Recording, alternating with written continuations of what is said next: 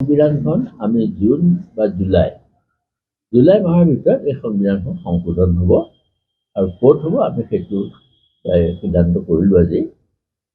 গতিকে আগষ্ট মাহত আমাৰ নতুন সংবিধান ওলাব।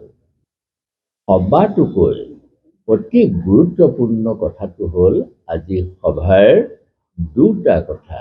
এটা হৈছে ভুৱা শাখা নাইকিয়া কৰাৰ এটা নতুন কৌশল সৃষ্টি কৰা হ'ল, অৰ্থাৎ শাখা সভাৰ পৰিচয় নামেৰে এখন গ্ৰন্থ প্ৰকাশ কৰাৰ ব্যৱস্থা কৰা হৈছে।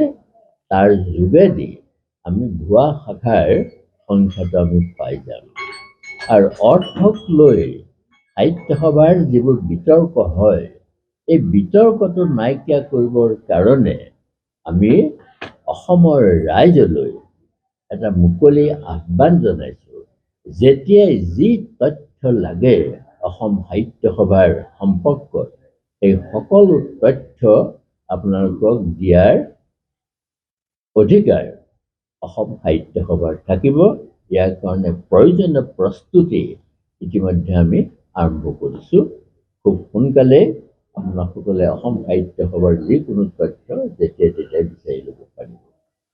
তৃতীয়তে এটা ডাঙৰ কথা হ'ব, সেইটো হ'ল যে আমি অসম সাহিত্য সভাই চৰকাৰে যিখন প্ৰশাসনীয় ভাষা এপ্ৰিলৰ 14 তাৰিখৰ পৰা প্ৰয়োগ কৰিম বুলি কৈছে, মনত ৰাখিব আমি ৰাজ্য ভাষা শব্দটো বৰ ভুলকৈ কৈ থাকোঁ।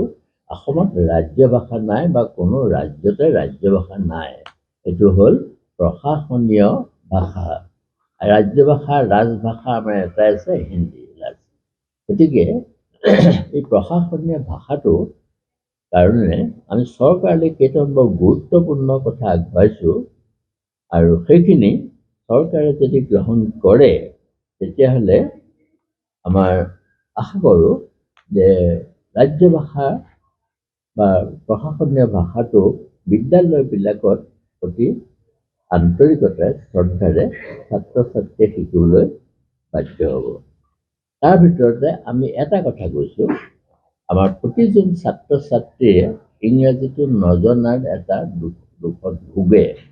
সেইটো নাইকিয়া কৰিবৰ কাৰণে আজিকালি প্ৰশিক্ষণপ্ৰাপ্ত ইংৰাজী প্ৰফেচাৰ ওলাইছে, শিক্ষক ওলাইছে, অধ্যাপক ওলাইছে।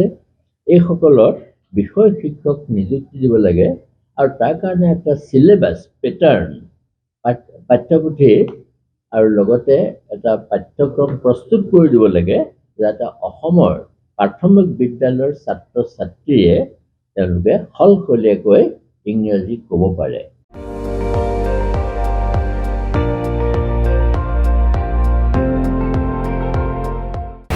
আপুনি চাই আছে ND24, সৰ্বশ্ৰেষ্ঠ নহয় সৰ্বোত্তমৰ দৌৰত।